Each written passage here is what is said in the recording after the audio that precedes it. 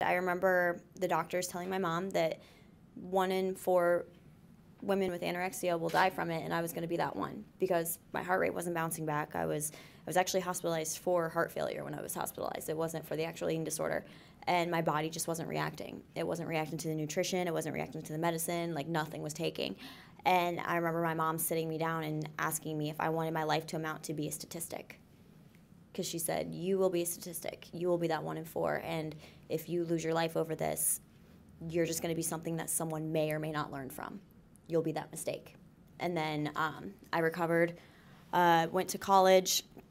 I was a college cheerleader, and we had to do bod pods where you sit in a little machine and it like measures your body fat. And that just triggered right away, and we had to sign in to work out 3 times a day because our coach wanted us at college, it was a D1 college cheerleader. We had to be like at the top of our game. And it just triggered again, and I actually left after a football game. I drove back home from college. I said, it's been fun, but I gotta work on my health.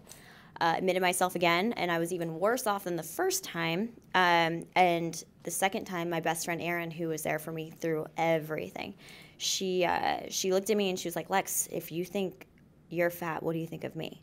And I noticed that she was starting to do the same tendencies I would. She would tear up her food really small. She would eat slow. She would constantly like pinch somewhere on her body. And I felt horrible because I was like, this is my best friend.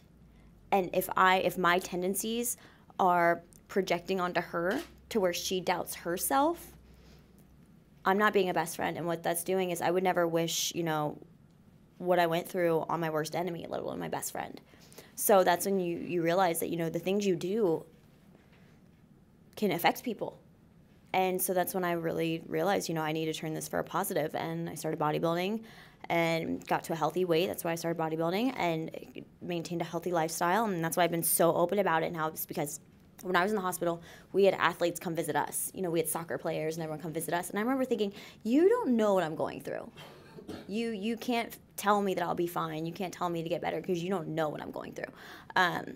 And so that's why I've been very open, because I know how I was in that mental state, and the fact that I didn't have someone to look up to say, you can get through it and it doesn't have to define you. So I've always now want to be that voice for people. There's such pressure put on women to look a certain way and to be a certain thing. How have you managed in your head to kind of say, well, I'm happy with who I am? I know that anytime I post a picture on social media, Twitter, Instagram, whatever, I know that I'm opening myself up to comments from people. Because everyone's a critic, everyone knows better, and everyone has an opinion. And so you just have to kind of take it with a grain of salt. And at first it was very difficult because the only reason I got better was because of bodybuilding, and that's what I loved about it. And, people, when I came here, people were like, oh, she was just a fitness model. She was just a bodybuilder.